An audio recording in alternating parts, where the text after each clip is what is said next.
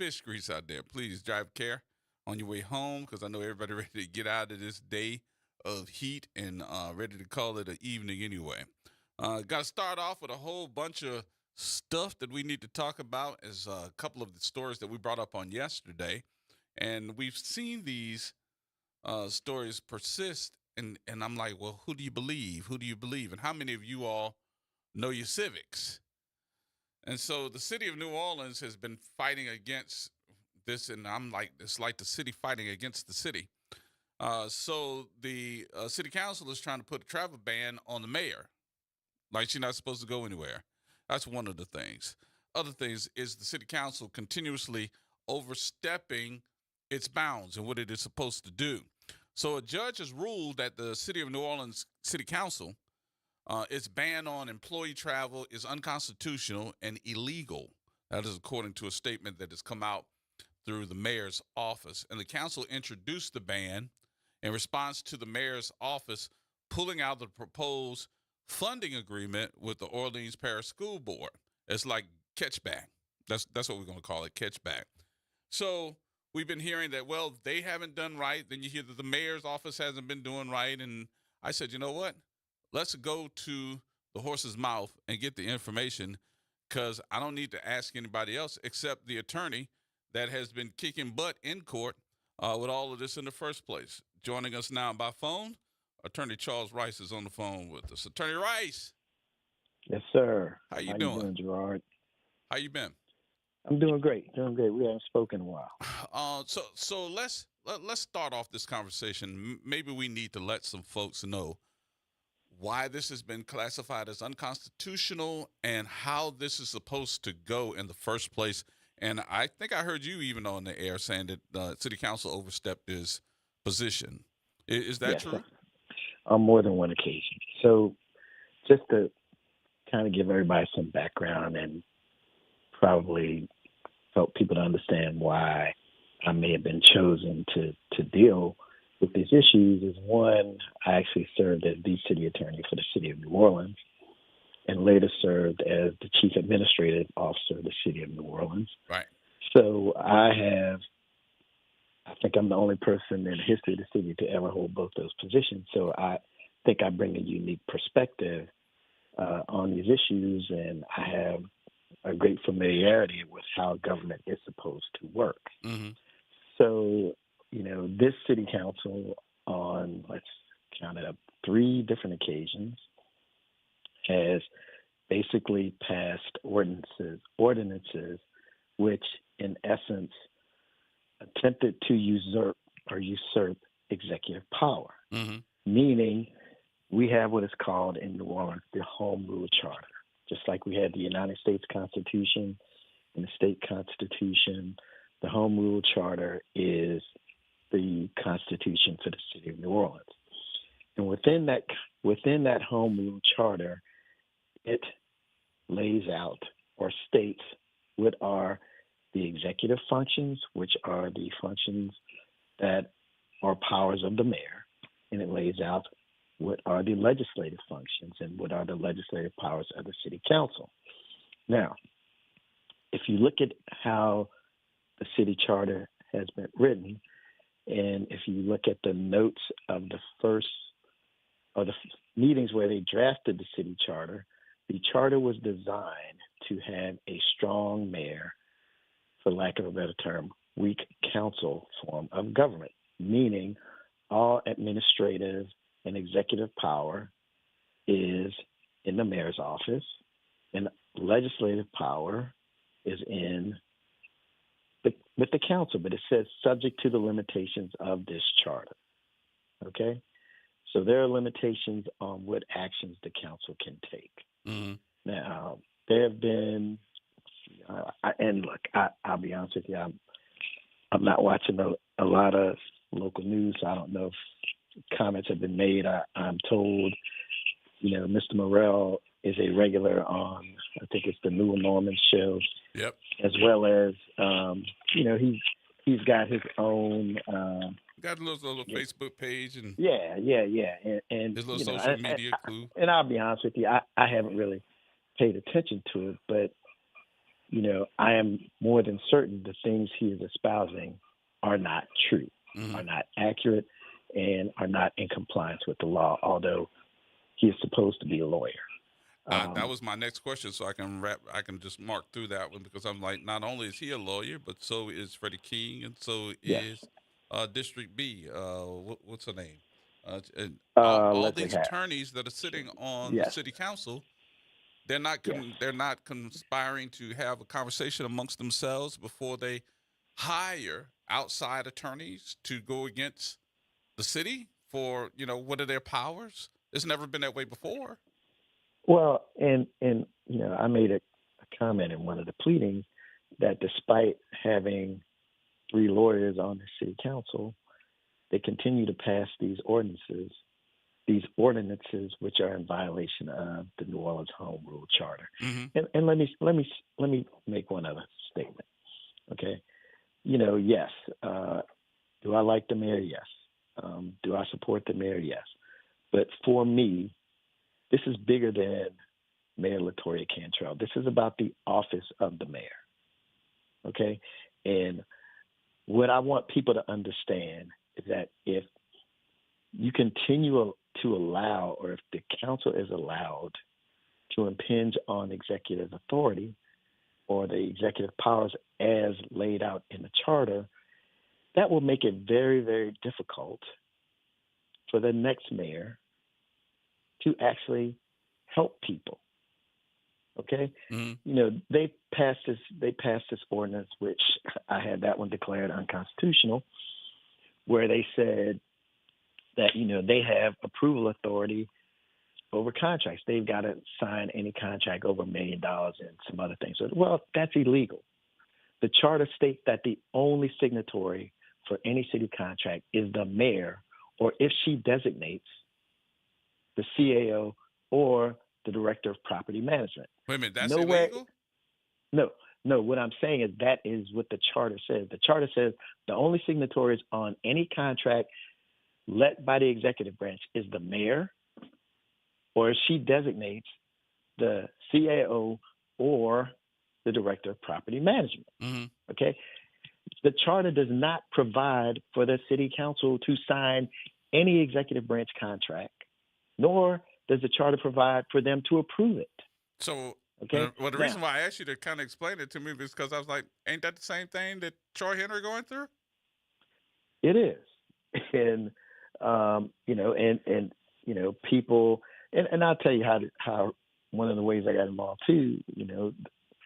I went through an RFP process with the city. I was selected to represent the city in some litigation they have going on in Baton Rouge.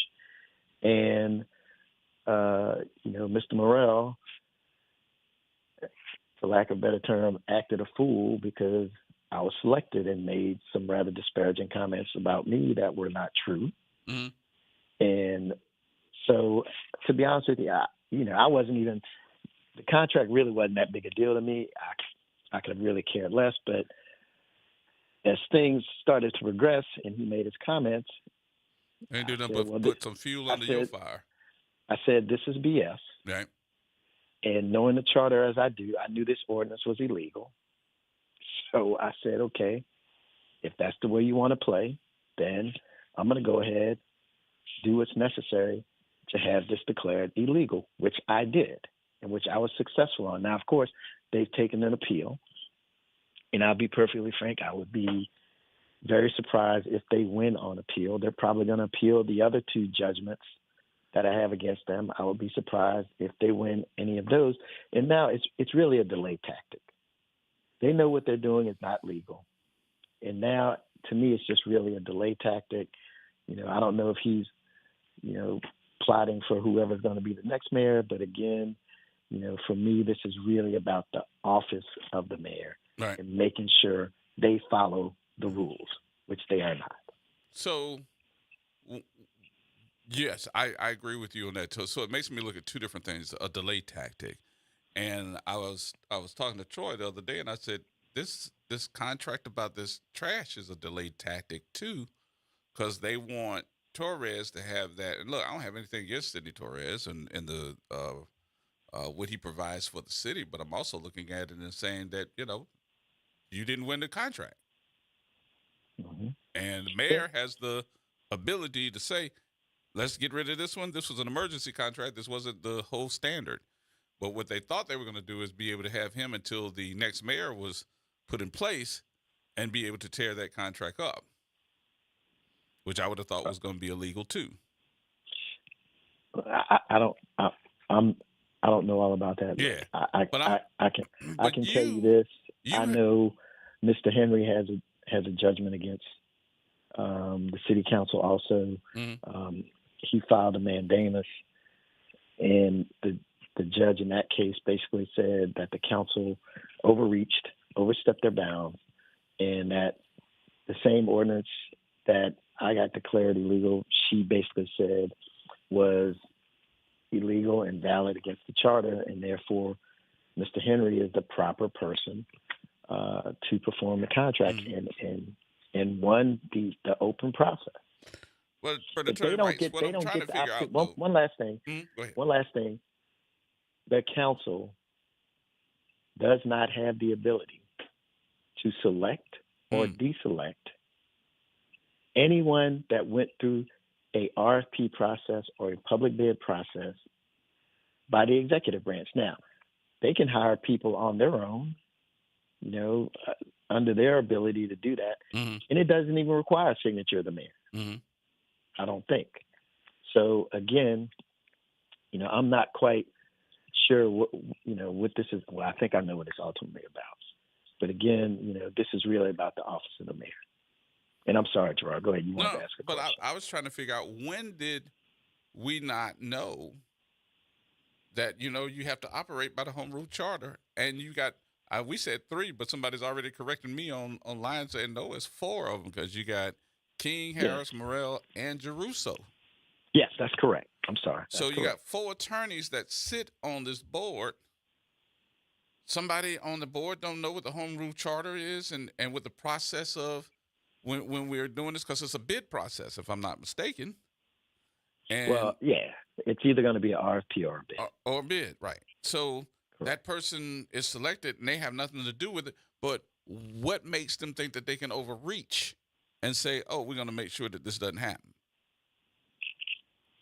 Well, if you look at the correspondence that Mr. Morrell sent to the current CL as well as the director of finance, you can't but come to one conclusion, and that it's personal. And that correspondence which he sent to Ms. Samuel and Mr. Montano, where he discusses the travel ban and forbids them to reimburse the mayor for any travel she's done on city business, to me that sounds very personal. But he's been picking with her since she's been in office. Okay, that one I'm not expecting you to to comment on. Right. So what should the people know? So this is like the third or fourth time that you all have been to court, and you have won every single time.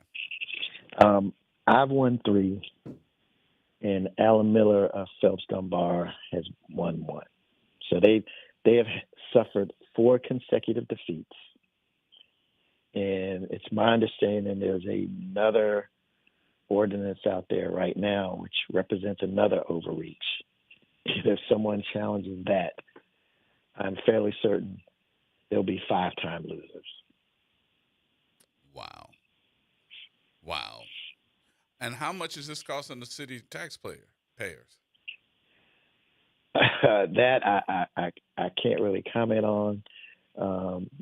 Mr. Morrell always refers to me as a high-priced lawyer, so I can't really comment on that. But again, it's money the city should not have to spend.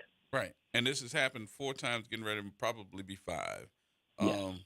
In your personal, well, I'll say your professional opinion, though, what do you want the folks of New Orleans to know about these situations and what we have classified as an overreach? What do you want them to know? Well, what I want the citizens to know is that the Home Rule Charter lays out, for lack of a better term, what the balance of power is supposed to be. And there's a method to change that balance of power, and that would be to ask for an amendment of the charter. And as I stated in several pleadings, if the city council wants to have this authority, then the citizens of New Orleans need to vote, have to vote, to give them that authority. And look, it's happened on one occasion already. They decided they wanted purview over, the mayor's selection of department heads. They issued, they passed a referendum. It went to the voters, and the voters voted to give them that authority. Me personally, I thought that was a bad move. Okay. Why? Because if I'm a young, bright, talented person, I think when I went into city government, I was 36. I would not, and the mayor came to me and said, look, I'd love for you to be my city attorney. I wouldn't put myself out there. Why?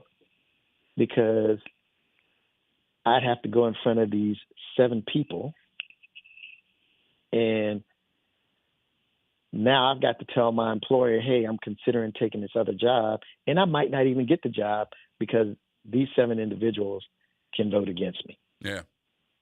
So why would me being a young, talented person, any young, talented person, put themselves out there like that? Yeah. I just wouldn't do it. I wouldn't advise my son to do it. Yeah. I'm not going to hold you all day. I just wanted to hear from you what this was, what this is all about. What I'm getting from it, too, I'm not taking, and putting the words in your mouth.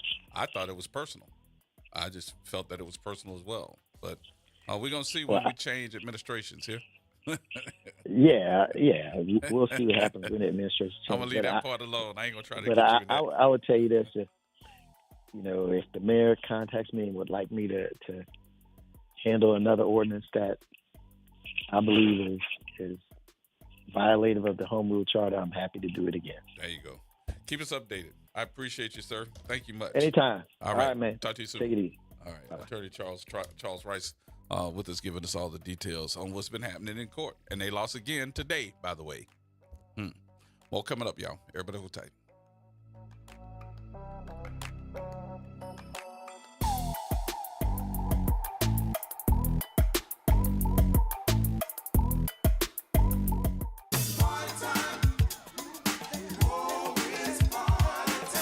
That's right. It's party time each and every Sunday night at 7 p.m. on WBOK. It's the Throwback Throwdown with DJ Wick as he brings you the best in old school from the 70s, 80s, 90s, and the early 2Ks. Plus, the party goes to another level at 9 p.m. with the Throwback Throwdown Party Mix to round out the night. It's the Throwback Throwdown Sunday nights at 7 p.m. on WBOK and on the World Wide Web at WBOK1230.com. NOLA Public Schools is excited for the rest of this 24-25 school year journey with our families, watching our students dive into learning, growth, and success. As the school year continues, our dedicated educators are focused on keeping every student engaged and motivated. Let's keep embracing new challenges, celebrating achievements, and supporting each other to make the rest of this year even more impactful. Stay connected with your school and NOLA PS through our social media channels for updates and resources. We're here to help our scholars attend today, achieve tomorrow. Are you passionate about community safety and police accountability? Tune in to The Monitor's Mic, where we talk about oversight, policing, and you. Hosted by the Office of Independent Police Monitor, we're here to shine a light on policing issues that matter, from real-time policing updates to in-depth interviews. Get the facts and stay informed. We're breaking down complex issues, highlighting community voices, and holding people behind the badge accountable. Join us for an informative hour every Friday at noon on WBOK. Your city, your police, your show. The Monitor's Mic. Get ready, New Orleans. Join us for the inaugural Blessed 26 Golf Classic, July 5th at Joe Bartholomew Golf Course, 6514 Congress Drive. It's a 4-man scramble format with a 9 a.m. shotgun start. Enjoy great food, music, and a chance to win a brand new car. Register now at Bless26.ticketspice.com. Save the date, Saturday, July 5th for the Bless 26 Golf Classic at Joe Bartholomew Golf Course. For more information, please call 504-284-9985. See ya on the green.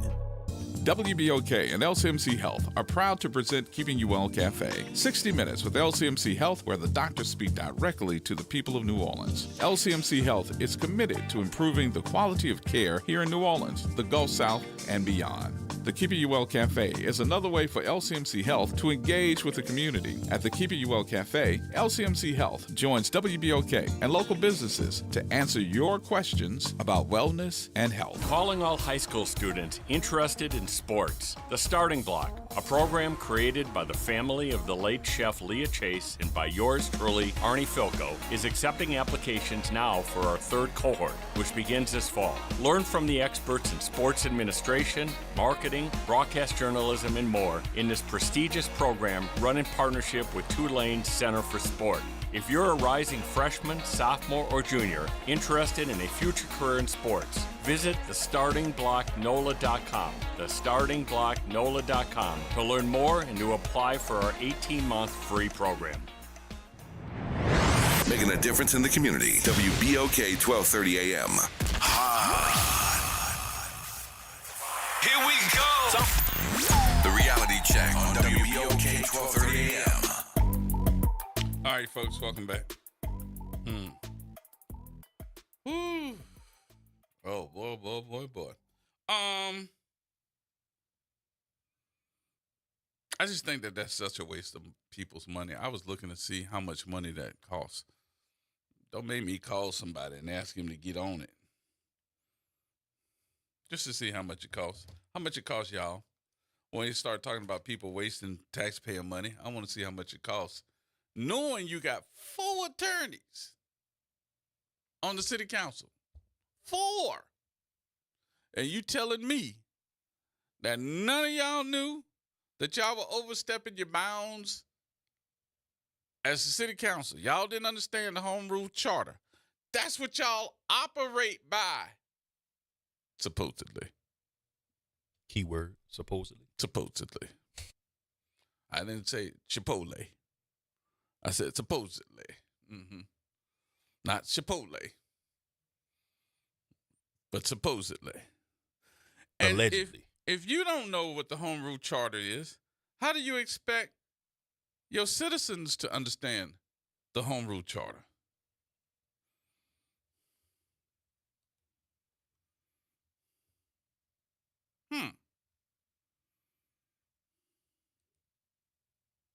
I just don't understand.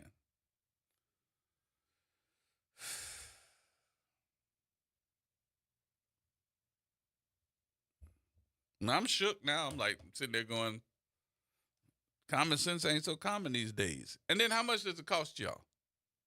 Notice I said y'all. Mr. Bell. Yes, one question. Yes, sir. Who were the signatories of the council on these suits? That's it. What do you mean? Signatures on the suits themselves? Yes. Who was it? The total council? A majority? You say the 4. No. Four Understand attorneys. something. The president Again? represents, and he represents the full council. He's speaking on behalf of the full council. So he can do this on his own? On his own, speaking on behalf of the city That council. answers my question. So that's why I'm like, wait a minute. Y'all got 4 attorneys sitting up And on he's this one as daggone well. desk, and none of y'all said nothing? And we operate under the home rule charter. And y'all didn't say nothing to Mr. Red Bottoms? Nothing? And I was like, He wait a trying to minute. run a regime like Donald Trump? It sound like Do it. what I want to do? That's what it sound like. Damn. That's sad, man. So Sad and embarrassing. understand something with me, what I'm getting ready to say. And I hope everybody understand what I'm getting ready to say. Sometime it don't necessarily have to be the other folk that act like them folk. Tell me about it. Thank you, Sometimes sir. it's some of our folk if we claim worse than. that are worse than. And I'm sitting up saying, you wasting these people's money. We Knowing got you're that not going on, operating. and we got the garbage contract BSing. And guess what? The garbage contract, I mean, this is the same deal. Yeah. You trying to tell me out of all the, and some of us don't realize how many contracts that the city of New Orleans lets. I mean, it's hundreds of them. And those garbage contracts are nowhere near the biggest ones of them. Nowhere near it. That's small, petty Annie bullcrap that they talking about. I don't care if it's $73 million over 10 years. That's still over 10 years. I mean, just getting think me about started contracting to see how you do Huh? on those bases. That type of contract, that volume of contract is just to see if you can handle your obligation type of contract.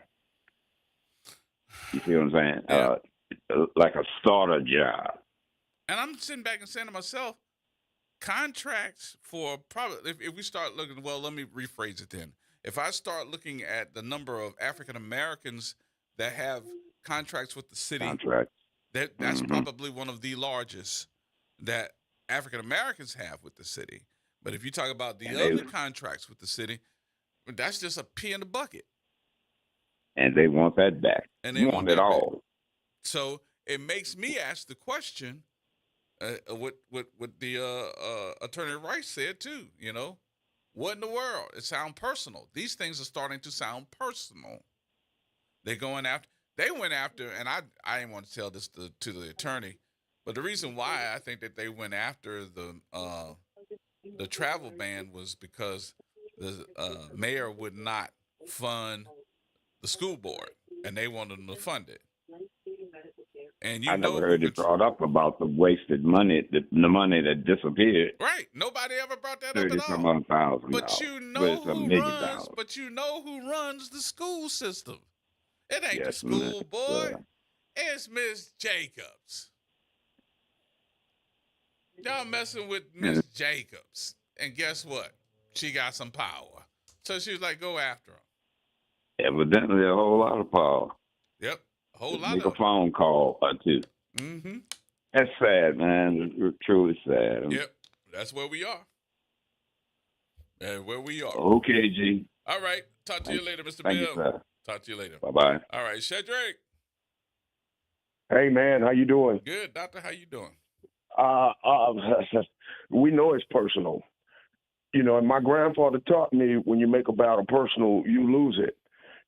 He already has another video up with all his marble foolishness. And as someone said yesterday, one of the callers said yesterday, you don't see no Anthony Mackie stuff. And not only is he Captain America, he's a native New Orleanian who's a graduate of Warren Easton High School. Mm-hmm. Today, I see where my councilman on District 8, Joe Giarrusso, where he wants to make a bold statement in reference to the sheriff. Well, I am asking all the brothers to stand in reference to his tone. Mr. Giarrusso, Shedrick Roy, we're not going to take you talking forcefully to any of our black female leaders. We don't care for J.P. Morrell doing it. You give them the same respect that you're giving to Helena Moreno. Did he say something? Cedric Roy said that. What did he say? Who lives in District 8. And I'm gone. As I'm not. I'm asking you're going to respect our women. You ain't got to like them, but you need to respect them. What did he say? He's just talking forceful like J.P. Morrell in reference to she better come off and do stuff like she's holding money and she's not doing right by it. And I caught that on, I believe it was Channel 6. I caught it today for the noon broadcast.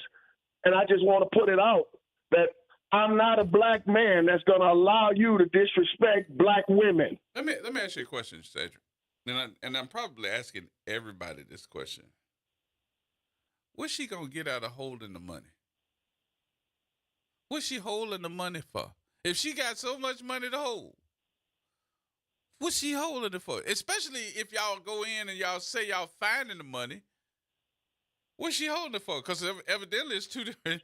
This is so crazy to me. This is what I had to ask. I had to ask this question. Y'all keep saying she holding the money, so that means she ain't spending it. What's she gonna hold it for? She hoarding the money? Just putting it in the account? The money that's in those accounts have to stay in those accounts. That is dedicated money. And they know that is dedicated. All 44 of those accounts, dedicated funds. And the majority of it, because I do know, and I do not have the authority to say this, but she just going to have to beat on me when she see me.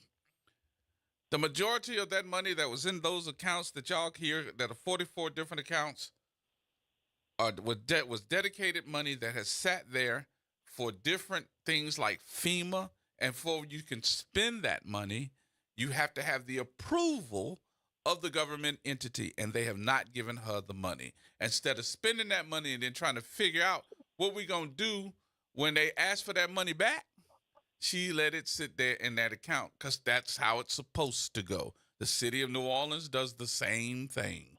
So does the city council. They do the same thing. And they all making it sound like, oh, Lord, they got 44 accounts. I don't know if they realize they got over 800 folks that work for the sheriff's department. It's not about just locking people up and putting them in the jail. You got civil division, you got the patrol division, you got the executive division, you got the horses, you got all the dogs, the canines. They are out here with doing so many different things that I told her that she need to get out here and say some things. And she is, and she running.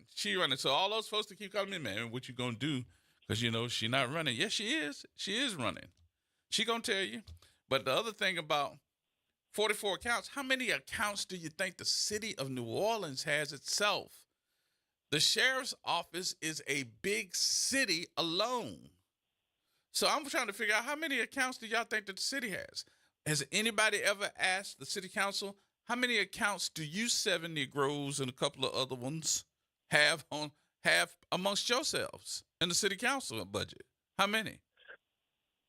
Gerard, this goes back to that brass stuff, and that's what this was in reference to. Here again, city council, president, all the people on that city council that have a problem with her system, but yet she still uses a city auditor.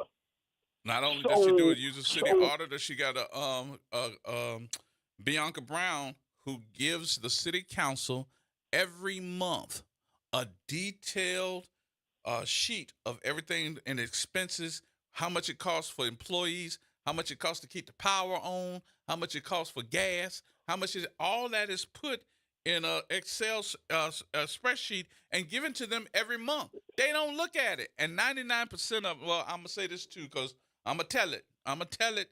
So you done got me all worked up. She invites all of them to come over there and see what's going on at the jail. The majority of them have never even been over there since that thing been built. Now, run tell that for anybody that going to go back and tell them what I said. Some of them have not even been over there to 2800 Perdido Street to see what the building is all about. Gerard, my point is this. This city council president, J.P. Morrell, has brought this state brand of negative politics to the city of New Orleans. Straight trash. And they're being very disrespectful in the way they're addressing the mayor and the sheriff. And we know they're doing it because these two women happen to be black women. Mm-hmm. And I don't like it sometimes. The way, in my opinion, the way he talked to Councilman Thomas was kind of disrespectful, but Councilman Thomas handled, pushed back on him. He wasn't ready. But Oliver said, you don't know where I'm from, but I went to Clark, man. Don't come at me like that. And he talking about some, you know where I went. Hey, you went to Country Day. How you going to throw up gang signs talking about some, I went to Country Day? The man has a problem with respecting black people, but in particular, black women, because at night his pillow talk ain't with a black woman. So Councilman Jeruso, please watch how you talking. in reference to our political leaders, especially our black women. And that's all I got to say, man. You have a good day. All right, brother. Appreciate you much. All right. What you say, Ty? Hey, this G.I. Hey, man. T.I. Okay. What you got? Hey, Gerard, you asked why is she holding that money? Mm-hmm. I think she's holding it because No. I didn't ask why she was holding the money. I said, do you think that she's just sitting there holding the money? Well, she's holding it hostage. She's holding it hostage because I think she wants to go to court with him. I think she wants to expose the reason why they're in that shortfall for where they at. And if she do, she gonna win. Yeah, because you see, Dr. Abrams-Williams got an NDA, right? Is that correct? Yep. But if you go to court, we're gonna see what happened to the money, and she's gonna expose them. Well, and here's the other issue, and I don't think that I should have asked Cedric, because Cedric actually gave the statute for the law. The law states, and this has not really been talked about, but the state law states that the municipality where the jail is responsible for the upkeep of that building. And we have had these conversations, T.I., for the last, 10, 15 years about the biggest slumlord in the city of New Orleans is more than likely the city of New Orleans. The city of New Orleans. There you go. Because everybody can sit around and talk about a building that the city owns that is either boarded up, that's a piece of crap that we need to tear it down and do something with, and you're starting to see a lot of those buildings crumble and fall. Earlier this year, we've seen at least, 2 or 3 buildings that the bricks then started falling off. I look at the cleanliness of City Hall, the outside appearance. It is horrible with those broken lights and dirty. Mm-hmm. Yep.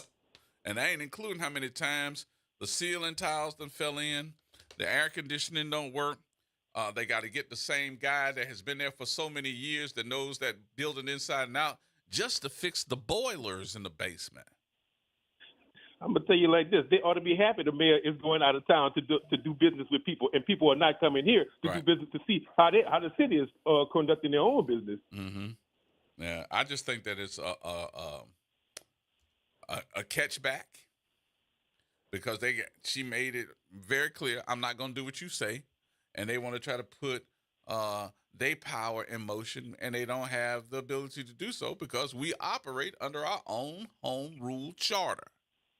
So I leave that alone. T.I., thank you, man. Appreciate you. All right, G. All right, brother. So interesting. So guess what I got? I got something else too. Boy, I'm just full of surprises today. I am full of surprises. You got a lot going on. Well, here it go. So somebody told me that the man that's running against Mr. Red Bottoms is Pastor Manning. Pastor Manning called in. And he going to be with us today. All right. I'm going to talk to him after 5 o'clock. I want to make sure that the show is show.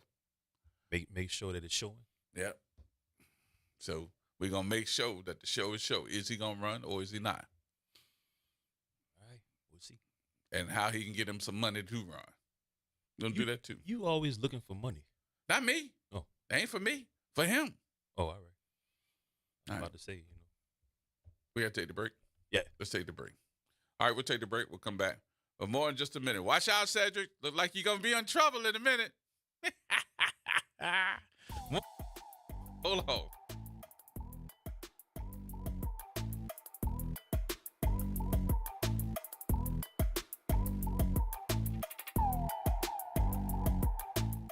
Missed a show? Want to hear that guest everyone's talking about? WBOK is now streaming on all your favorite podcast apps. Just search WBOK Media, hit download, share with a friend, and don't forget to rate your favorite shows 5 stars. Because when our voices are heard, our impact grows. This weekend, step into the heart of the music industry at Encore Front Page at the Contemporary Arts Center, presented by Junebug Productions. This immersive performance follows a New Orleans-born trio as they navigate the highs and lows of fame and creativity and identity from the 1990s to today. It's a bold, unfiltered look at the evolution of music, celebrating Black artists confronting industry truths and honoring the resilience behind the art. Join us Friday, June 27th or Saturday, June 28th at the Contemporary Arts Center. Doors open at 7:30 p.m. Get your tickets now at cacno.org. Welcome to Chemical of the Month by the community scientists at Rise St. James. This month, we spotlight phthalates, chemicals added to plastics, especially PVC, to make them more flexible and durable. But there's more. Research shows phthalates may disrupt hormones, affect reproductive health, and contribute to environmental pollution impacting our communities. Join us as we explore how these additives shape our everyday lives and the world around us. For more details, visit risestjames.org. Empower your knowledge with Rise. Hi, this is Cary Grant. Let's elevate every Tuesday through Thursday from 6 to 7 p.m. as we discuss the community, the country, and the world, from politics to current events and sports. We look forward to your input and continuing the quality programming on your community station, WBOK. Join us every Tuesday through Thursday, 6 to 7 p.m. on Elevated Conversations, the Arnie and Cary Show. New Orleans, your health matters. Join a National Minority Quality Forum for a free community health screening on Saturday, June 28th from 11:30 to 3 at Xavier University's McCaffrey Ballroom. Get checked with free exams from breast and kidney screenings to blood pressure, dental, vision, mental health, and more. Vaccines, free food, giveaways, music, and a kids zone, all for you. Let's bridge care and community. No insurance, no problem. Come get your health passport and start your wellness journey. That's Saturday, June 28th, Xavier University. Don't miss it. Get in on the conversation at 504-582-9422. Here we go. The reality check on WBOK 1230 AM. Who's talking back? Gerard Stevens with you. Pastor Manning. Gonna stop the school from banning. Gonna stop the board from banning. You gotta vote for Pastor Manning. Uh-oh, I done started my wrap up. Y'all better watch out. Stop all the deceitful planning and vote for Pastor Manning.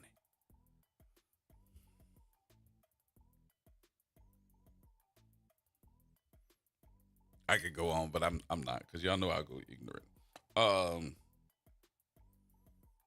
So after we put the call out yesterday, he called me. He said, I heard you looking for me. I said, yes, sir, I am.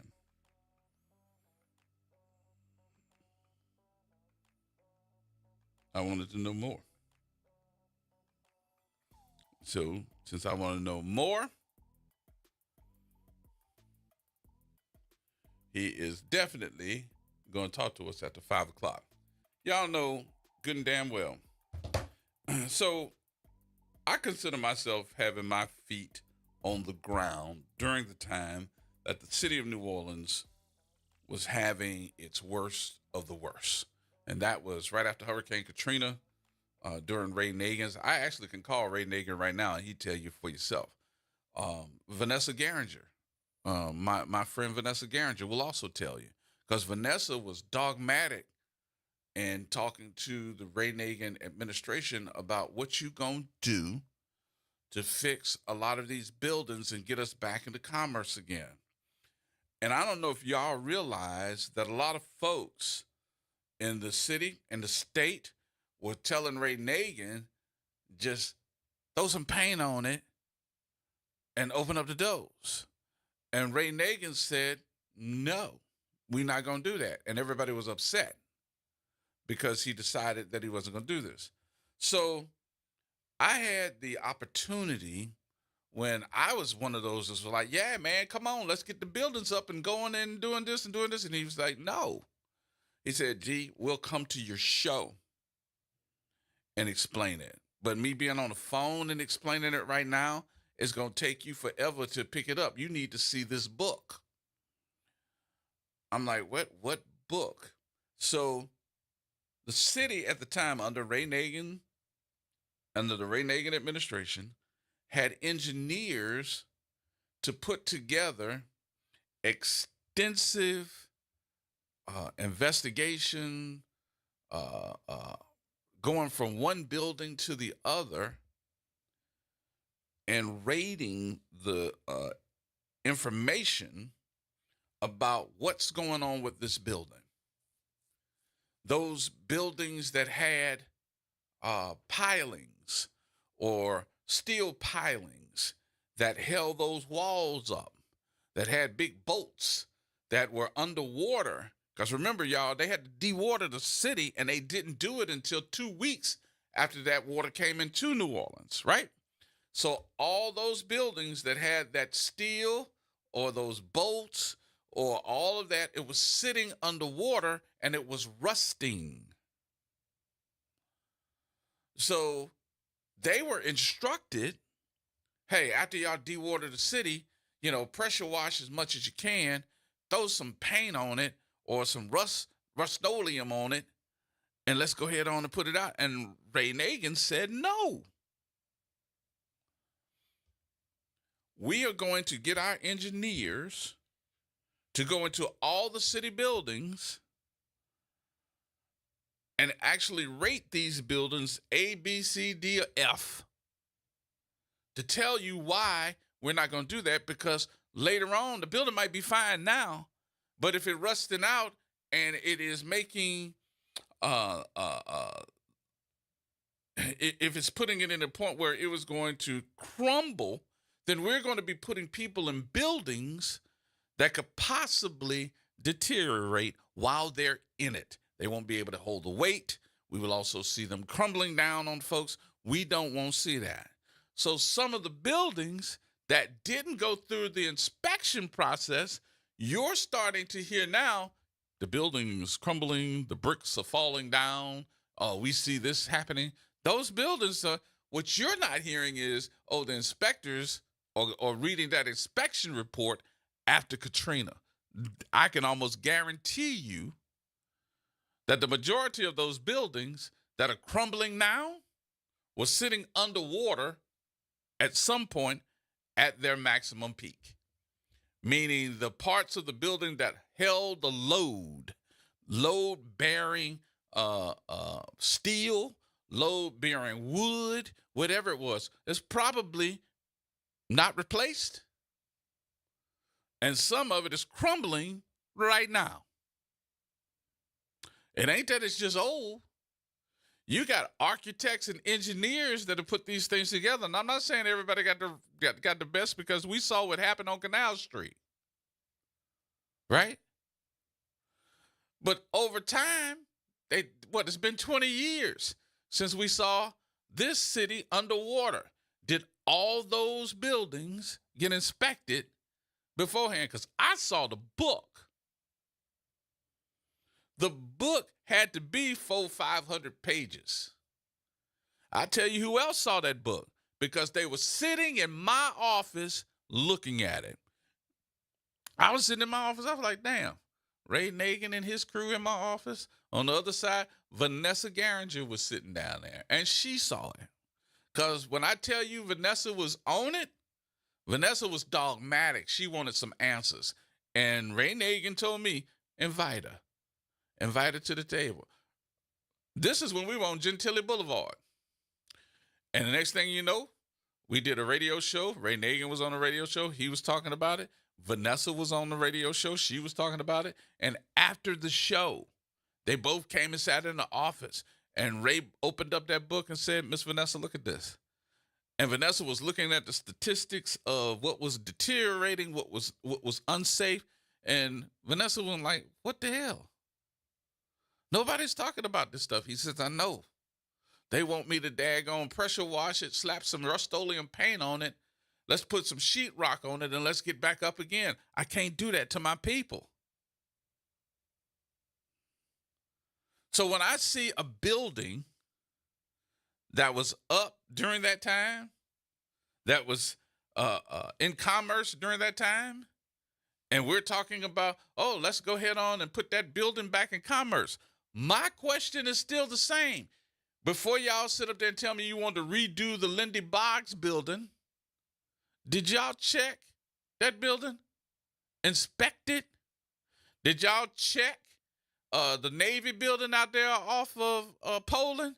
Did y'all check any of these buildings and put an engineer on it to make sure that it's not going to deteriorate, fall down, kill somebody, and we be wondering what happened? Because I'm telling you, a lot of these buildings that you're seeing where the bricks are just falling down, that's the load-bearing wall. How does the load-bearing wall of a building just crumble? Water makes things move, baby. And if you ain't checking for that water and saying, oh, that water right there, it's gone. It's gone. Yeah, it left. It left. But guess what? It took some of that load-bearing cement, deteriorating that wood, rotting it, and making it go, yes, we gonna crumble. If you don't believe me, ask some of them folks that got them bricks and stuff on their car. We don't think. We just think, oh, man, look, New Orleans old architecture's falling. Really? Really? New Orleans architecture just falling down? How old y'all think them buildings are in the French Quarter? They still standing. Probably before me and you both. They over 100 years old. Over 100, yeah. Them buildings ain't going nowhere. They still standing up. They still standing up. Guess why? The French Quarter didn't flood. It didn't flood. The French Quarter ain't get no water. Our areas got all the water. And guess what? It's still flooding in our areas now. Y'all keep hearing, oh man, I'm out here on Magazine Street and it flooded because that water now is in those buildings. Okay, it got in my home. Oh, okay, cool. What y'all think that water doing? Just coming in the door saying pick-a-boo and leaving? Pick-a-boo. Pick-a-boo. No, that water is going where those joists are. That water is going where those daggone big old plywoods that they have, there's a joist. That's where they're going, and they're going to rot them out. So every time we keep hearing, oh, it flooded here, y'all need to really think about what they're going to do with that water. Get all your stuff off the floor. Mm-hmm. Then check your floorboards under that linoleum. Check your floorboards underneath all of that carpet. See if it's still wet. I can guarantee you at some point in time, y'all gonna be like, I got to go back in my house and I got to replace the floorboards in there because, it's all rotten. That's why we did ceramic tile at my house. Well, your ceramic tile, that's cool, but look underneath it. Yeah. It's floorboards. Yeah. Yep. It's wood. You can put all the cement down so the whole that don't know. Oh man, you ever done that? Yeah. And then put the grout in there, and then all do that. Oh yeah, it still sinks. Cause that water, it may not get into the grout, it may not get into your ceramic, but it's going toward the wall. It's going towards the wall. Yep. And when it go toward that wall is that's basically sheetrock. Sheetrock. You ever seen the other side of a piece of sheetrock after it got water in there? It's like clay. It's black mold. Yeah. Yep. And you wondering why you sneezing. I was at around that time I was working with my uncle. We had to gut everything from 4 feet. Mm. And you should have seen, I don't want to cuss, but you should have seen all the black mold that came up from underneath it. Yep. We got to take the break. We'll take the break. We'll talk to Pastor Manning in just a minute, y'all. Everybody, hold tight. You might want to tell somebody. 504-582-9422. Pastor Manning is going to come up right after news. So we're getting ready to call him and find out. Is it true? Is it true, Pastor Manning? Is it true? More coming up next.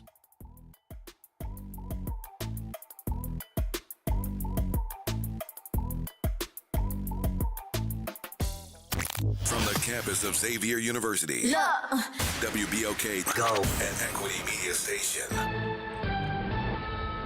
I'm Mike Island with BIN News Now. The White House confirms the FBI is investigating the leak of an intel report challenging the effectiveness of the U.S. strikes against Iran's nuke sites. The organization was looking to challenge the state from banning it from taking part in the Medicaid program because of the abortion care it provides. A heat dome impacting millions across the central and eastern U.S. is starting to lift. Forecasters say temperatures will start falling in the Northeast, where places like New York and New England have been reporting record heat. Illinois Governor J.B. Pritzker will seek a third term next year. Pritzker says his state is standing at the center of the fight to make life more affordable. There are also reports that Pritzker could be running for president in 2028. New data reveals that the U.S. economy shrank more than previously estimated. The GDP fell at an annual rate of 0.5% from January through March. Get BIN News Now on demand 24/7 on the iHeartRadio app.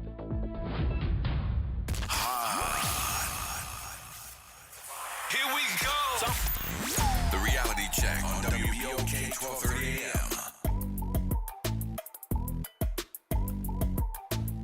All right, welcome back, folks.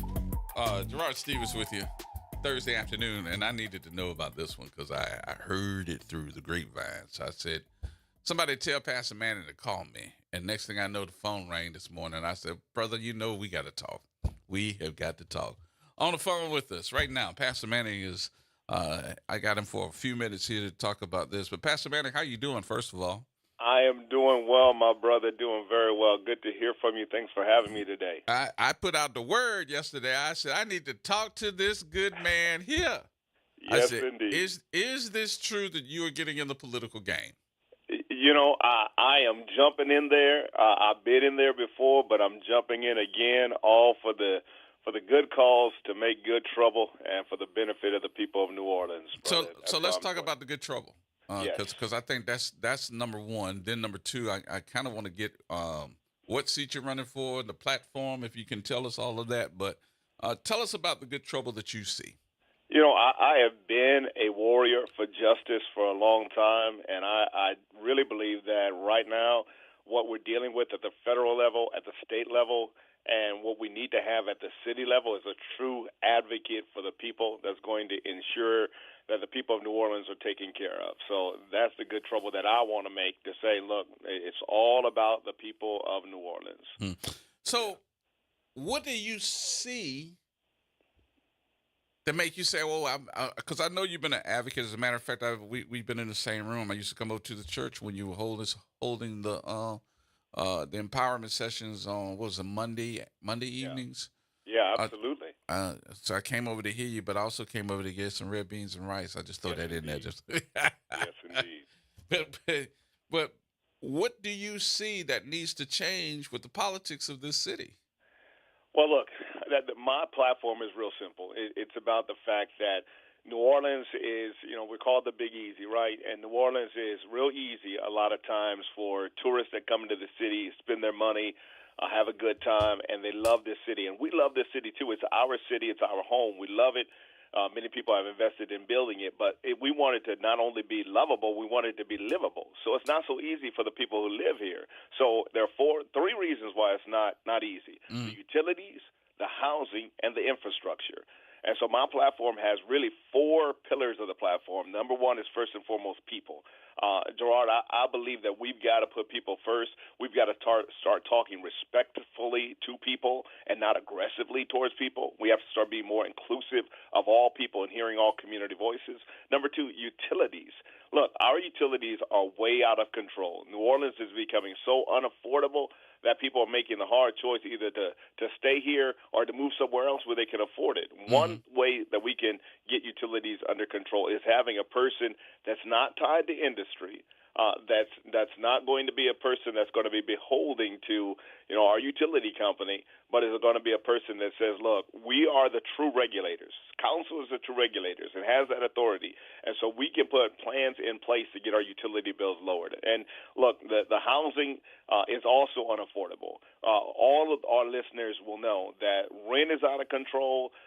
that our tax is out of control and our insurance is out of control. Gerard, I took a 4.5 tour just to reassociate myself with what's going on in this city the other day. I went to every ward, and what I saw is vacant properties everywhere. Right. Some owned privately, some owned by the city, and some owned by the school board. How do we get those properties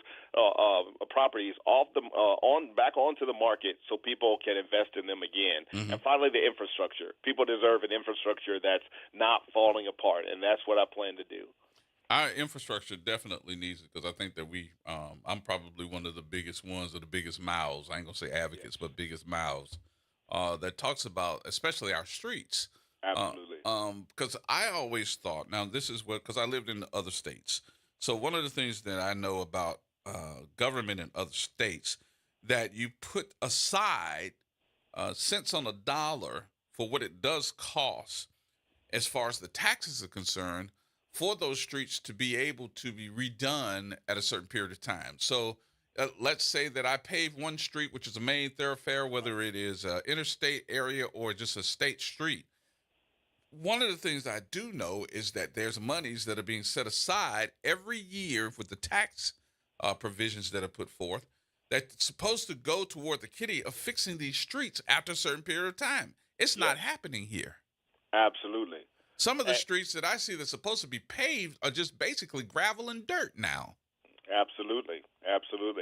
And so let's get into the root cause of that. Is that mismanagement? Is the reason because we have not set reasonable benchmarks to follow to say, look, we want to ensure that this property or this road work is done at a reasonable time frame and is done well to a standard that we have set and is the same all across the city and not different in different places. So that's the first thing that we need to do. And maybe in the past we've bitten off more than we can chew. Let's do a kind of a triage approach. Let's go to the places in the city that are really the most impacted by the lack of setting benchmarks for these contractors and start there first. Right. And then get that project done, move out from that place, and let's ensure that if contractors are not doing the job, then they don't get paid. It's as simple as that. Right. And I do think that is important, because I know in certain places like, and I hate to use Jefferson Parish as my example, but a lot of the contracting through Jefferson Parish, I know that they get it done, and they get it done in a timely manner, as far as especially fixing streets. Absolutely. And that to me is like right next door, so we can't have the same thing. Absolutely. And part of the reason too, I believe we need to staff up. You know, a lot of people do not know that Gretna has more staffing within their Department of Works than the city of New Orleans. Oh, wow. And we need to ask ourselves, why is that? Why is a city that is smaller than New Orleans have more staff in the Department of Works department? I know a lot of folks, too, and I'm going to kind of switch gears here for a minute on you. I know a lot of folks do think that, you know, when we start talking about elections and what we're going to do, the big boogeyman in the building has always been about crime. Are you hearing that conversation? I want to know how you're going to make the city safe. Or is that just a scare tactic? You know, I believe, you know, I would not say that it's a scare tactic, because, you know, people have reasonable reasons for concern. Everybody deserves to live in a safe community where it's walkable, where people can do business, where it's safe. But the fact is, right now, we see violent crime that is down. And so we need to embrace this moment right now. While we see that violent crime is down, let's focus on keeping it down. Let's focus on our youth. How do we put programs in place that's going to give our youth something to do, occupy them, and also prepare them for the future? And I think, you know, taking advantage of this moment means that we invest in NORD. We invest in some vocational schooling. We invest in some apprentice programs. Look, part of the reason why I'm running is because, Gerard, I think that one thing that we have to fight against is being selfish at this moment. we want to make sure that New Orleans is a city that people can live in for the next 25, 50 to 100 years. It's not just, a politician, which I don't call myself a politician. I call myself a civil rights activist and a servant leader. But right now, we need to plan that how can our youth have a place where they want to live growing up and raise their children. And right now, while crime is down, we can do that. I think, though, this is something that I have to deal with, and I don't know how you deal with it when you're elected. How do I then talk to all 7 of those folks sitting on that dais that your offices are hallway amongst each other? That's number one. And then right across the other hallway, y'all ain't 30 feet from the mayor. Right. So how do I put my mayor and my city council on the same working platform to stop fighting, using the public's money, suing one another, and at least let's get some things done and stop trying to be the boss when you know you can't pay the costs? Absolutely. Well said, brother. Look, we spend way too much time, in my opinion, having microaggressions towards each other. And this is not benefiting the people of New Orleans at all. So you need fresh voices that come in and say, let's stop this foolishness. Let us sit down at the table together and realize that we work for the people. And we need to put in place an understanding that we need to first learn how to collaborate with each other, and that us presenting an aggressive tone towards one another doesn't look good to the people of New Orleans and does not give them confidence in our leadership. I've always been a bridge builder, and I want to do that and will do that at the city council level to say, look, there's no sense in it, and as you say, and as I truly believe, if there's an issue with the mayor, then walk across the hall and sit down with the mayor and say, let's work this out. And everything don't have to be in front of a TV camera. Absolutely. So one of the things, though, Pastor Manning, I kind of looked at and said, and this is what I really wanted to deliver today in the conversation, is the fact that, let's see, District A, B, C, D, and E, all 5 of those districts, along with 2 at-large persons, every one of those districts, all 5, should have at least 3 council members working on their projects at all times. Yep. Meaning, if something's going on in District A, my at-large and vice president at-large should be able to ask those other 5 council persons, what can I do to help you? You are spot on. And but that it sounds exactly like to me we're in so many silos. Right. That is them against us. And I thought y'all all were elected officials. You ain't God, Jesus, no king. Yeah, you're right. It makes no sense to sit there and to see an issue going on in District E, to see that, for instance, there's problems with illegal tire dumping. So that a large member should say, how can I work with you to come up with a plan and a strategy? I'm at your disposal. Whatever you need me to do, I will walk alongside you so that we can get this issue fixed. But as long as there's personality conflicts and all of that, that's not serving the people. Nope. But I believe that a large member should walk hand in hand in tandem with all other council members.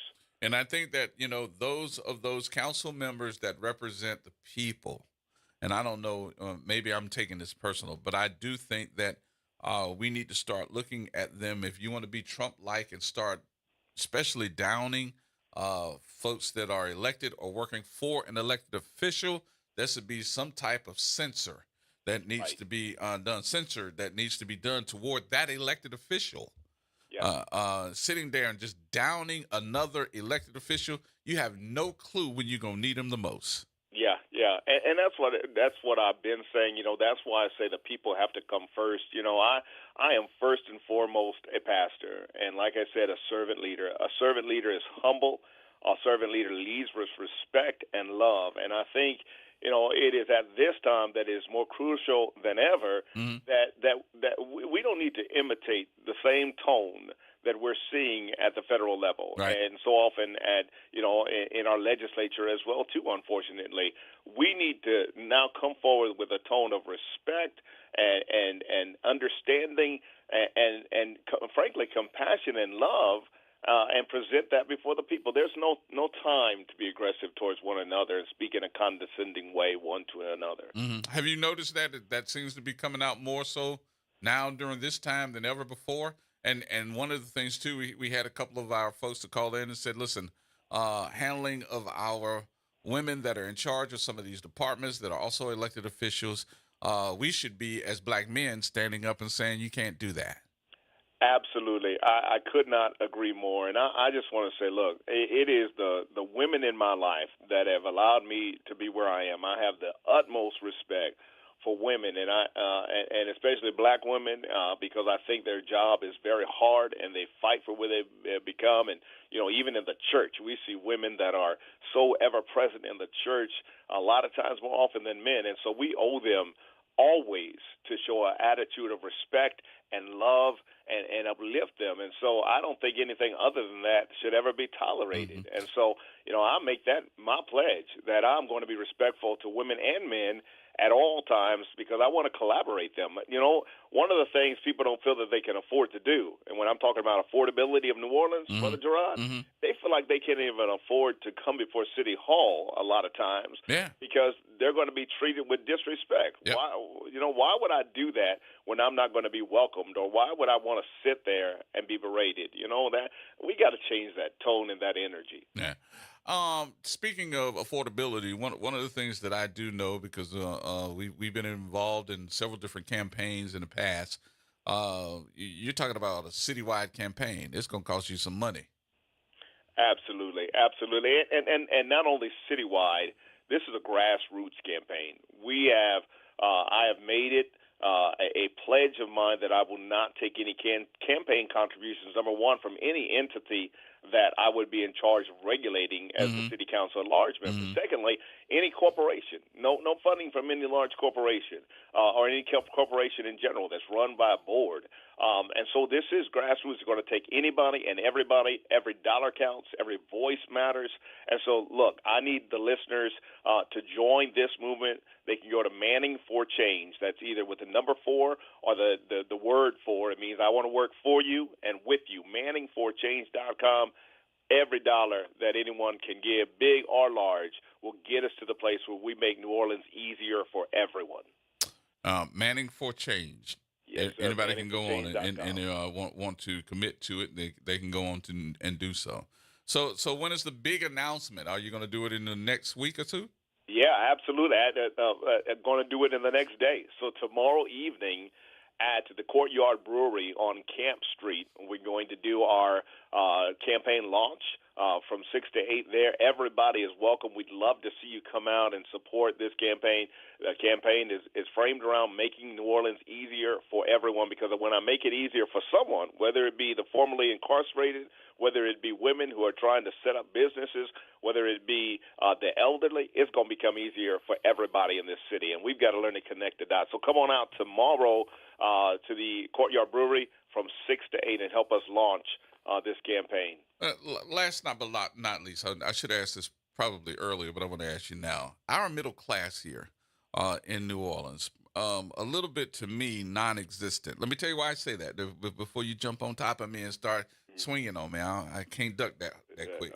Right. The middle class, to me, is a little bit non-existent, because I always thought the middle class was those folks that probably do have a little bit more on their way up. But our middle class in New Orleans seems to be those folks that are living check to check every day and struggling to make ends meet. How do we make that middle class comfortable, if that's a good word? Yeah, I believe, number one, the way to make our middle class comfortable is to, as I said before, make sure that their utilities are affordable. And a big one is to make sure that people who own their homes are able to stay in their homes. We've got to be an advocate and really a protector of people who have these these folks that have set up industry and are really preying on people that set up these signs that say, we'll buy your homes for cash. Mm-hmm. And people feel no recourse other than to finally give out and give in to them. We have to protect people against that by working with our legislature and other people to ensure that the prices of on our insurance premiums, that we can get that lowered. And that's the thing. So making sure that our tax base of those homeowners can stay put where they are. They want to, but they need help to be able to do that, and making sure that they can afford their homes by getting those utilities decreased as well too. And our renters, many of the times our renters are middle class as well too. But the fact is, they're not looked upon and as thoughtfully and as valuable as those homeowners. But they pay taxes as well too. So we have to help them be able to afford their homes. A lot of times, rent has gotten so sky high that people have to work 2 and 3 jobs. That should not be the case. Yeah. We have to make sure that these rental prices are regulated in some way. Well, I tell you what, I know that you got another scheduled appointment here, so I'm going to let you go. But give that address again for folks that want to get involved with you. So the website is Manning, MANNING, 4, either the number 4 or the word 4. So Manning4Change.com. And that is the same on Instagram, on Twitter, Manning4Change.com. You're going to need some money, so people need to give you some money. I'll go ahead and say it. I know you can't, but I'll say it for you. But I'm glad that you're running. I know you personally. I think you've always been a respectful person as a pastor and the leader of the advocacy group that you serve. So I think you've always been very affordable to sit down and have a conversation with people and regulate that meeting like, hey, we got to get some things accomplished. So congratulations. I know you're going to do well. And whatever you need from me, you got. Thank you, my brother. I appreciate your time and having me on today. All right, we're going to do it again, so don't go far because I'm going to be calling you. I'll be back. God bless you. Thank you, sir. I appreciate you much. All right, bye-bye. Pastor Manor running in the city council race for at large. About time. I say it again. About time. Now. Can we say about damn time? No, leave it at that. It's Reverend Manning. Yeah. More coming up, folks. Everybody hold tight.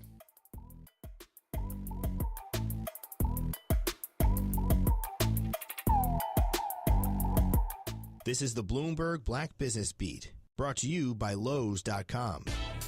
A lot of companies are dropping DEI and specifically removing words like diversity from internal documents and company websites. But is the change in terminology a pushback against DEI values? Joel Emerson says she doesn't think a lot of firms are actually shifting away from diversity. She's CEO of Paradigm, a consulting firm that helps businesses with culture building. She says the DEI rollback is largely in name only and says it's important to remind companies that a lot of elements of DEI are still popular. Things like making sure that you're opening up access to your company to people from different backgrounds, like veterans who might not have known about the technology industry. Things like robust parental leave policies so that caregivers can return to work. Paradigm is trying to lean into the policies and values that are important to keep, regardless of what they're called. I'm Bloomberg's Justin Milliner on the Black Business Beat. Now more than ever, Lowe's knows you don't just want a low price, you want the lowest price. And with our lowest price guarantee, you can count on us for competitive prices on all your home improvement projects. If you find a qualifying lower price somewhere else on the same item, we'll match it. Lowe's, we help, you save. Price match applies the same item. Current price at qualifying retailers. Exclusions and terms apply. Learn how we'll match price at Lowes.com/lowest price guarantee.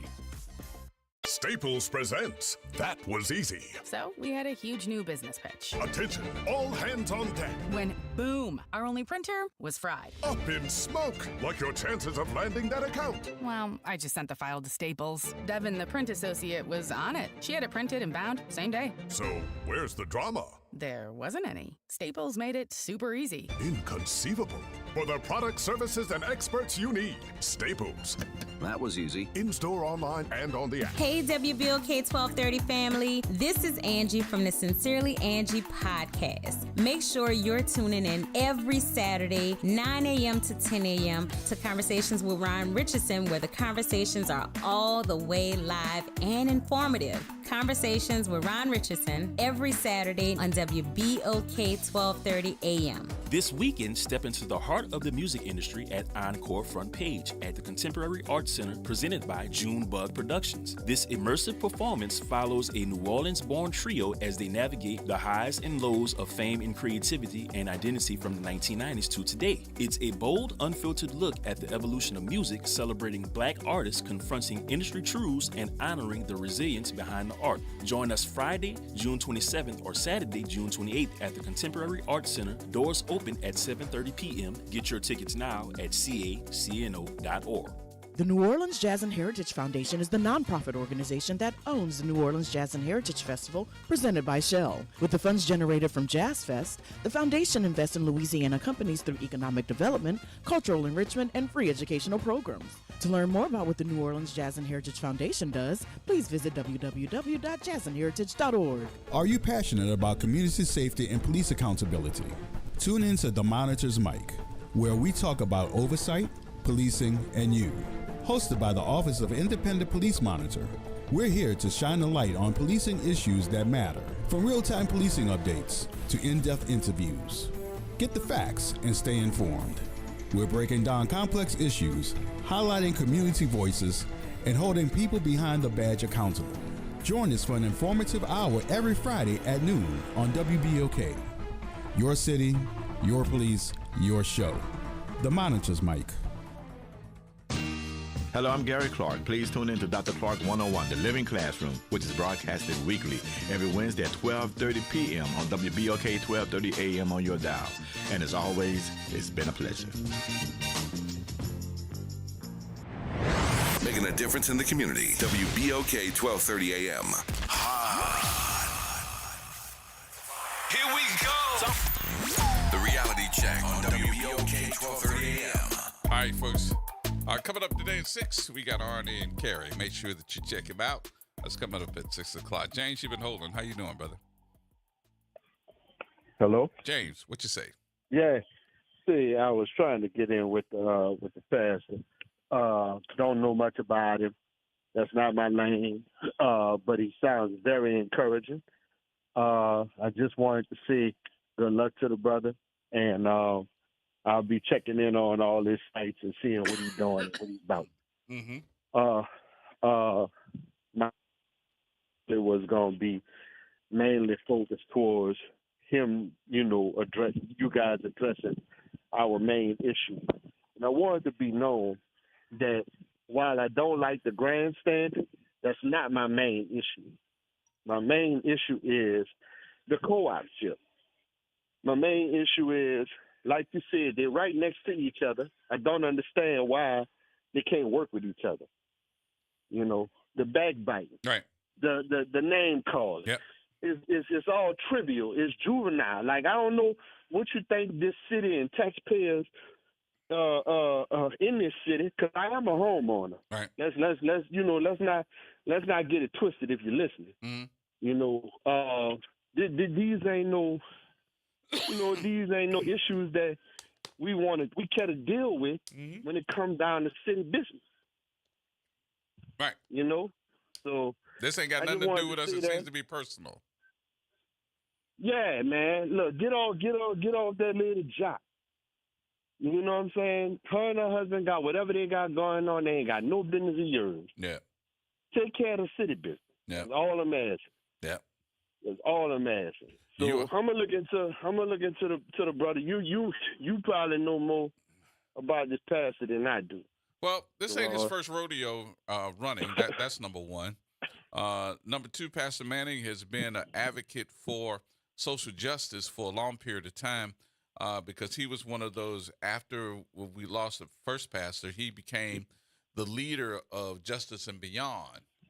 If you've ever been to those meetings. Didn't he used to have a show on here? I'm not certain.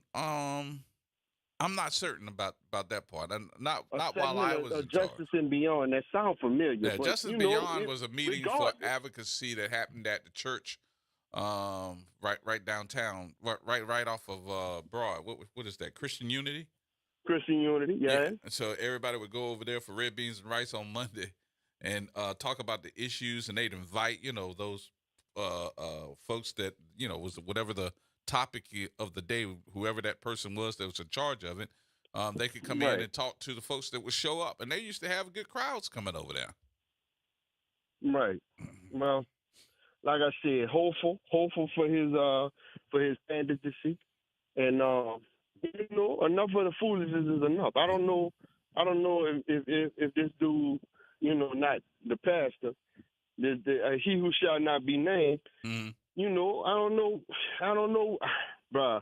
I left the radio yesterday feeling some kind of way because I never want to disparage another man that way. But he pulling me into that. You know what I'm saying? Yeah. It's not intentional. That's not the way I want to talk. Not about another man, but when you start talking about black women and you start talking to them. I don't want to talk about nobody.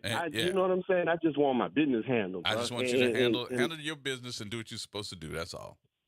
That's it.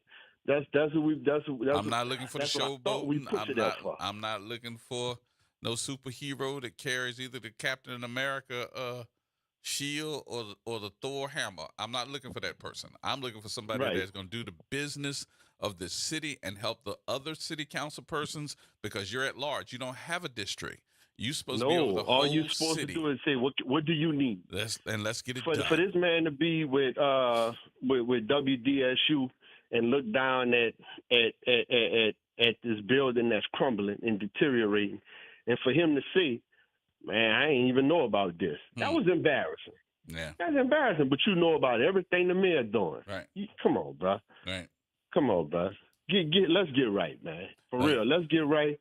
And to my brother Aaron, bro, I hear you. I heard you. You asked about me earlier, bro. I'm not in that position to be moving, but I certainly wouldn't mind sharing and talking with you some of my ideas. Yes, indeed. So, we should link. All right, brother. All right, James. Thank you, man. Yep. Appreciate you. All right, Mr. Elmo. Yes, sir. There's the first impression I had that the brother's real, and we need more people like him, be it Republican, Democrat, or Independent, because I think people my opinion, the mistrust people have in government and our leaders, they're not real and they're hustling. They really hustling. They hustling for retirement and a check. They're not real. So we do have people that want to get in government, that wants to serve the American people, be it city, state, federal level. And thank God you got him that's coming out. And thank God you got a guy like this man, like Pastor, because it looks to me, first time I heard him, Gerard, very real guy, very educated young man that you can talk to, and perhaps could come with some ideas better than anybody we've had in a long time. So I wish him all the luck in the world. I need to understand more about him, but I appreciate you opening the door for me to hear him. Well, one of the things that I will say, and I think this is very important, that movements that have happened in the black community, no matter if we are talking about white people that are a part of it or any other anybody else economically, if we want to talk about people that have real issues with the city, there has not been a movement of black people in this city unless there has been an involvement with the pastor. There's always been a pastor and movements in this city that were led down the streets against boycotts, with boycotts, things that moved in this city were led by pastors. So why wouldn't I want to look at a government official as, like Pastor Manning said, hey, look, I'm about social justice.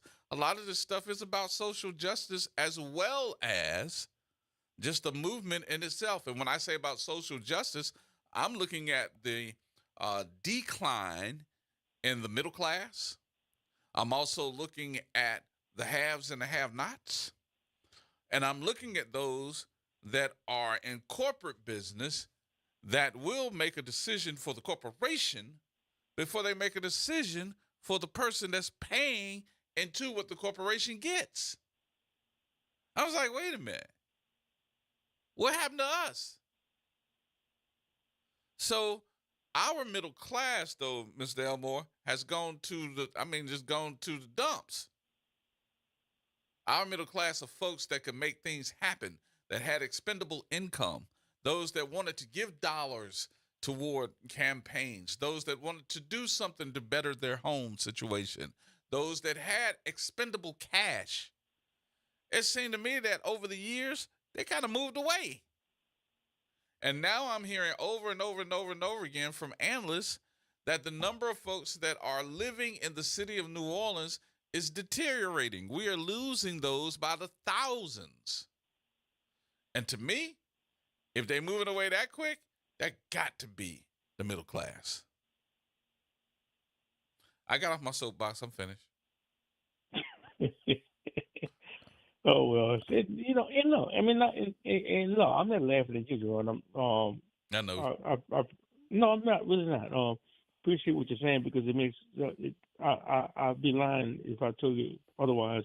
99 out of 10 of all the things you discuss. I hate to be on your bandwagon. I think if people say you're on Jordan's bandwagon, but 9 out of 10, I agree with majority of your discussions and the people you have on. I don't know why, I just do. I mean, I can't fault myself for being like that. It's just what it is, bro.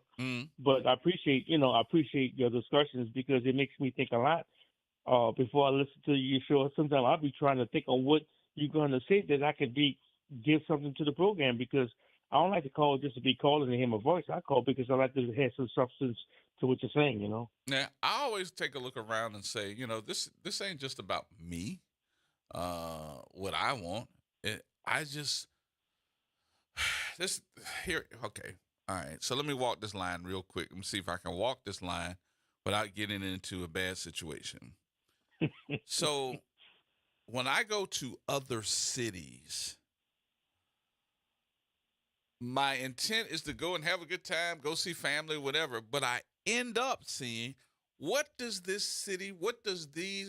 these residents of this city have that we don't? And I know I'm not by myself because I get y'all telling me about, when I moved to Houston, we could choose what company we wanted to be our power company. We could choose to see who was doing our internet. Thank you. We could choose to see who was going to be our grocery store provider. Thank you. When I went to Houston, I found out about, Publix? I ain't know nothing about no Publix. And when I go up north, you hear about Albertsons, Food Line, Harris Teeter, all of these food stores and grocery stores that are fighting for your business. Here, you're not fighting for business. We got food deserts. And I'm like, why are we having food deserts when the number of folks that go to these stores are us? Because they know that if they put it there, you're going to go outside of your area to go there. You're going to get in your car. There's no reason why at all, Mr. Elmore, that folks should leave New Orleans East to go to another part of town to do shopping. There's no reason why. And the excuse has always been over and over and over again, y'all got too much crime. I'm telling you, every part of town got shoplifting. I'm telling you that everybody. Thank you.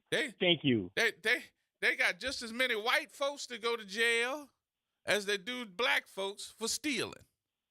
Well, look, let me add this to you. I was talking to a white guy, and we were talking politics. And I don't talk politics with everybody because I just don't. But we talking politics, and he was saying, "Oh man, why would you like to live in New Orleans?" I'm a proud New Orleanian. Okay, I'm a proud New Orleans Easterner, And oh man, your state and all corruption. I said, man, let me tell you something. You say you from Illinois, you need to shut up.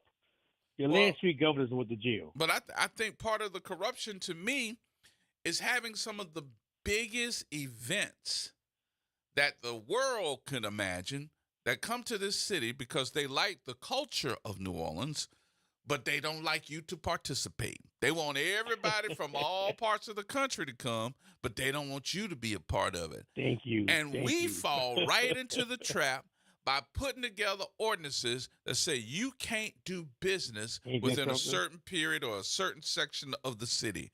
I think that is the worst thing. I'm paying for them to be there. It's sad, Gerard. I mean, it really is. But look, I want to make a comment about the immigration thing. Go ahead. If I can. Go ahead. Look, I want to make this comment, man, and I'm being very honest with you how I feel. I look at local news.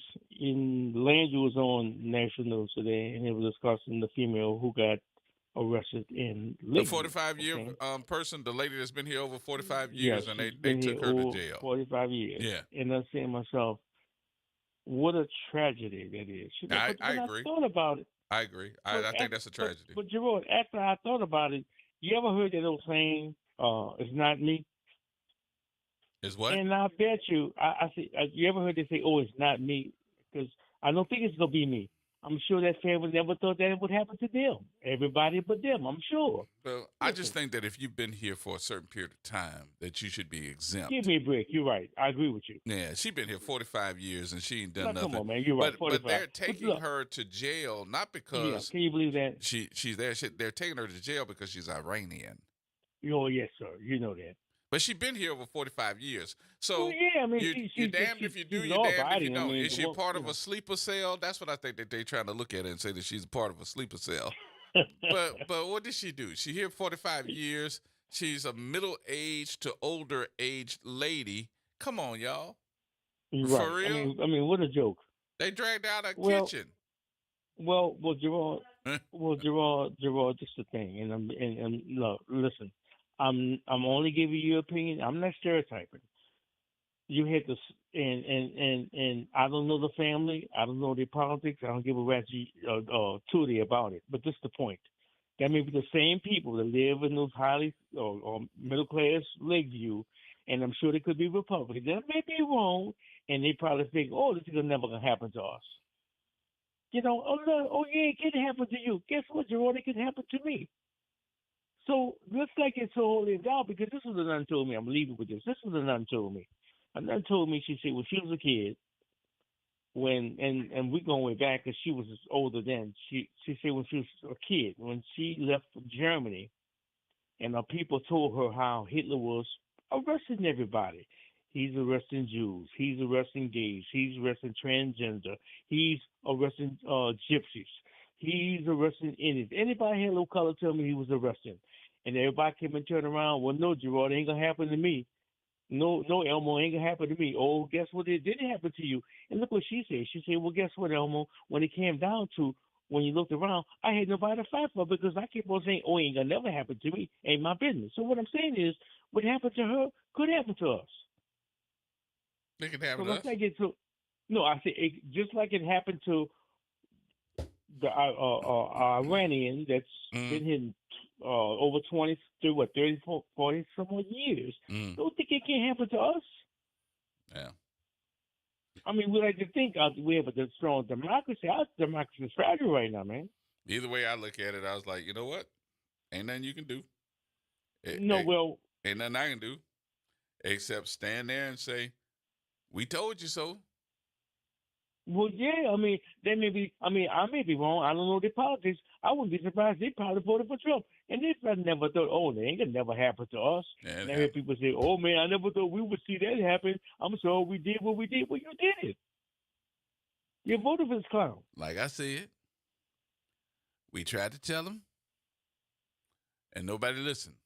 Now, if she's not a legal resident, my question is, if she's not a legal resident, and they all hollering, I voted for you. How you vote? You have to be a legal resident to vote. All those folks that are hollering, I voted for you. I voted for you.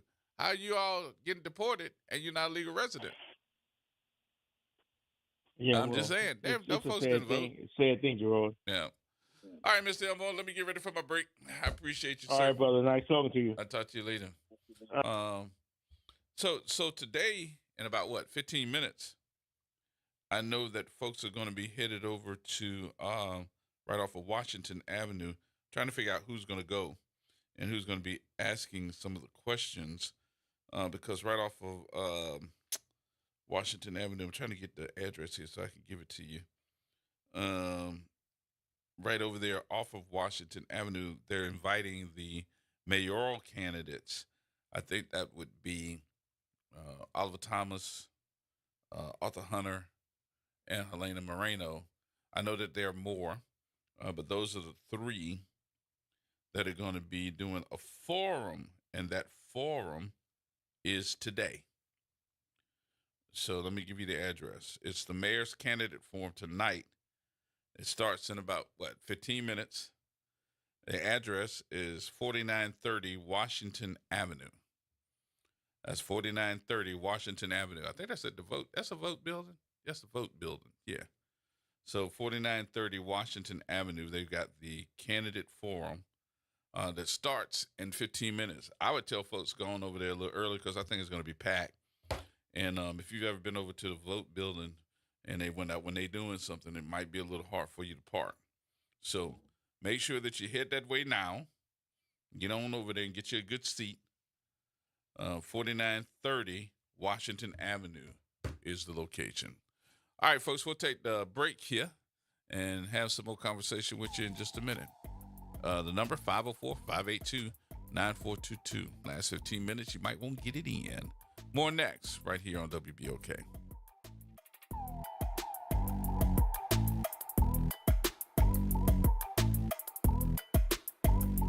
AURN News. I'm Ebony McMorris. The Trump Justice Department has sued all 15 federal judges in the state of Maryland because of a court order pausing deportations for 48 hours if someone files a habeas petition, essentially asking not to be snatched and sent away before getting their day in court. The standing order issued in May by Chief Judge George Russell III was meant to stop the chaos created by Trump's blitz of mass deportations, many happening without notice and even after business hours.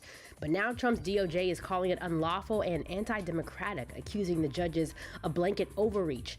Here's what makes this unprecedented. The Justice Department typically defends judges, not sues them. The administration is turning the courts into enemies, especially as rulings from Maryland continue to halt Trump's executive orders on everything from mass firings of federal workers to cutting health care. Many are calling this a full-on constitutional crisis.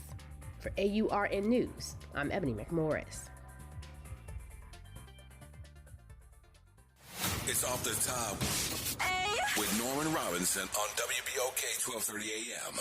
Kudos to our Democratic Congressman Troy Carter from New Orleans. Perhaps y'all missed it, but several days ago, during a House hearing at the nation's capital, Congressman Carter confronted Health and Human Services Secretary Robert Kennedy Jr. about his agency's decision to cut research funding for HIV and AIDS studies. Specifically, Carter mentioned a study focused on HIV in adolescents and HIV vaccine research funding. While squirming in his seat, at times looking like a deer caught in headlights, Kennedy attempted to explain that funding for AIDS research had not been cut, saying that his department is simply trying to consolidate its efforts regarding the millions of dollars being spent to study HIV and AIDS. Kennedy further argued that Health and Human Services has 27 departments assigned to look at HIV, spending some $7.5 billion annually. Kennedy denied outright making the decision to make those cuts. Congressman Carter wasn't having that, and he read from a document that verified the cuts were indeed made back in May, with the Trump administration having argued that current approaches to HIV research was sufficient.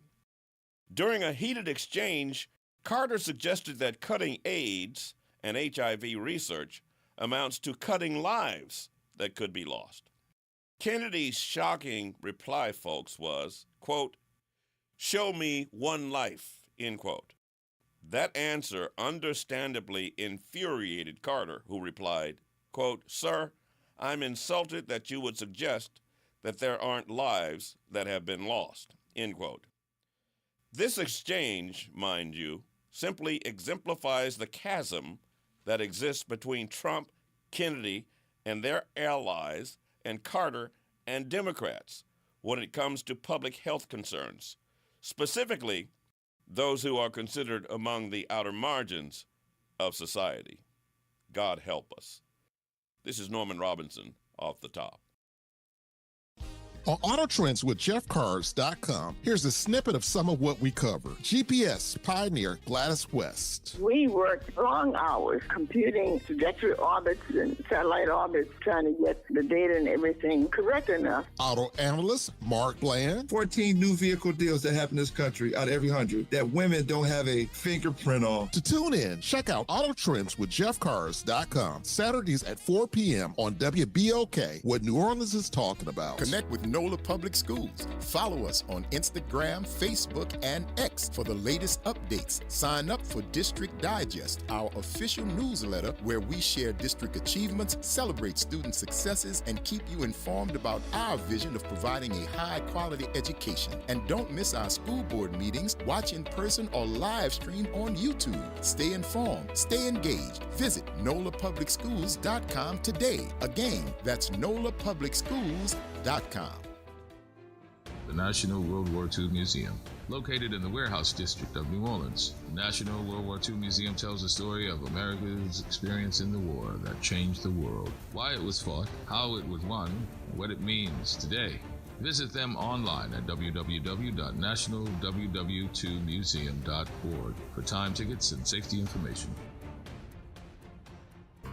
Hi, this is Arnie Filko. Let's Elevate every Tuesday through Thursday from 6 to 7 o'clock p.m. as we discuss the community, the country, and the world, from politics to current events to sports. We look forward to your input and continuing the quality programming on your community station, WBOK. Join Carrie and I every Tuesday through Thursday, 6 to 7 o'clock p.m. on Elevated Conversations, the Arnie and Carrie Show. See you soon. Hey, New Orleans, look for important changes to your natural gas service. This summer, Delta Utilities takes over for Entergy Gas with a Louisiana-born, Louisiana-based approach to safe, clean, reliable natural gas. No interruptions or rate changes due to the transition, just dependable service and modernized technology to keep you running smoothly. Get to know us at deltautilities.com and stay tuned for more later this summer. Delta Utilities, focused on natural gas, committed to New Orleans.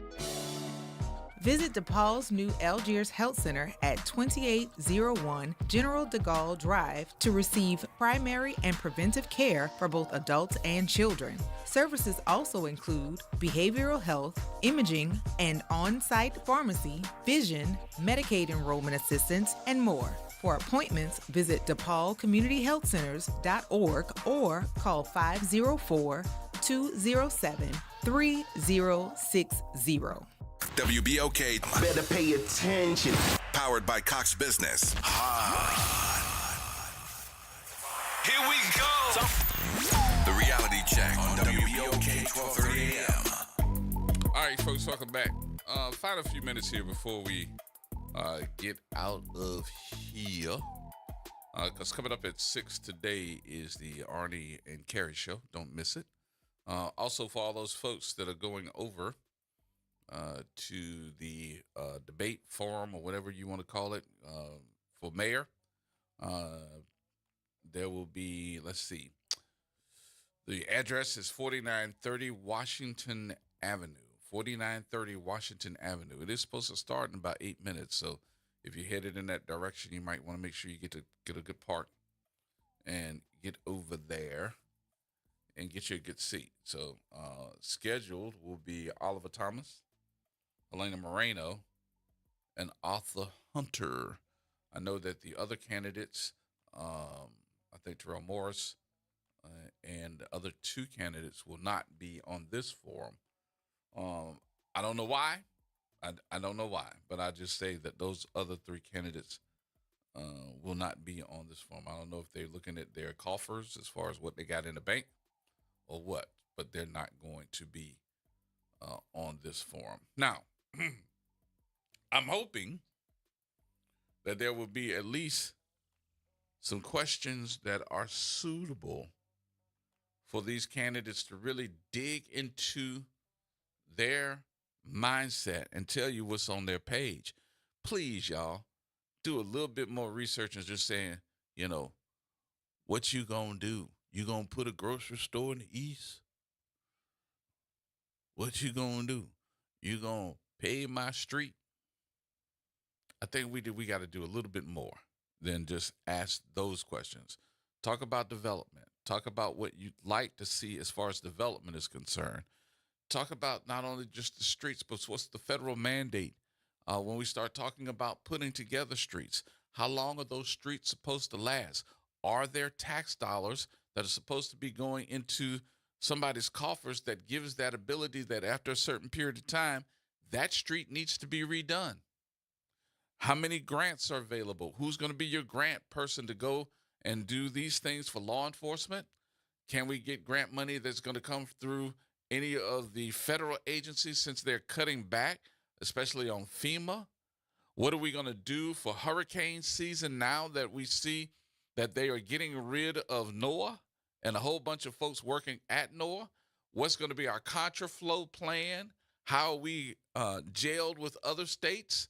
I need to know all these things. What's your plan? What's going to be your emergency plan to get through Mississippi, to get through Texas?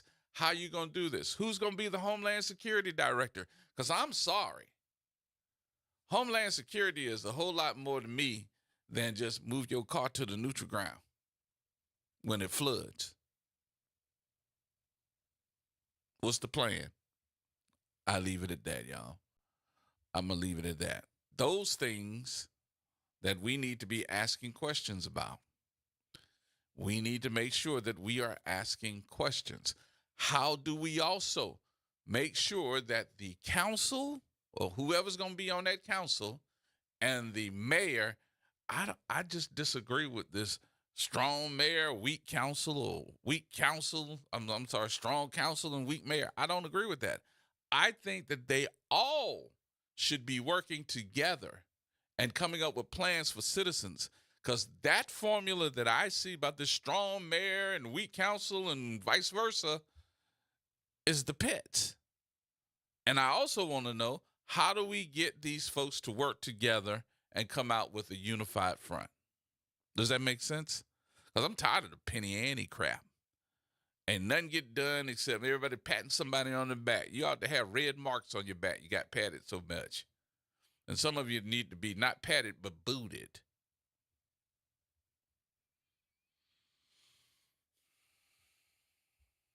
Okay, I'm finished. I'm off of that. You need these last few minutes?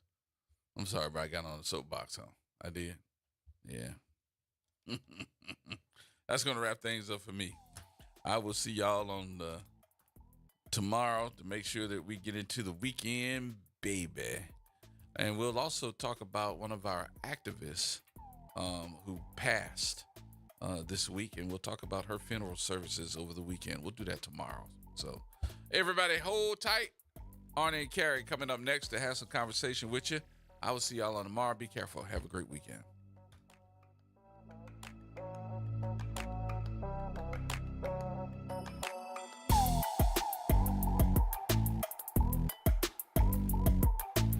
WBOK online at WBOK1230.com.